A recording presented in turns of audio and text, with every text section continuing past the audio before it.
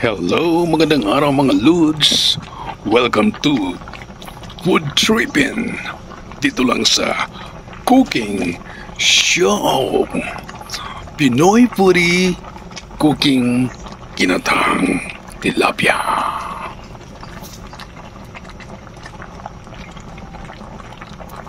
Simple lang ang sangkap ng recipe ito, mga Lods. Siyempre, ang bida walang iba kundi ang tilapia. Pangalawa ay ang gata.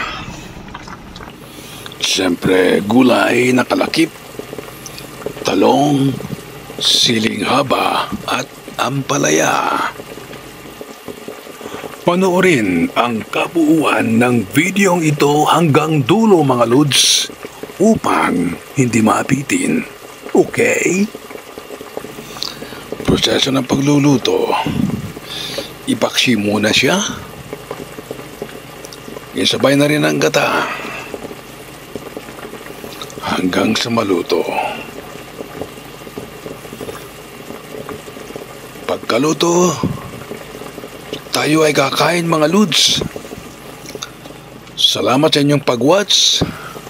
Hanggang sa susunod na cooking show natin. Okay? Buyers!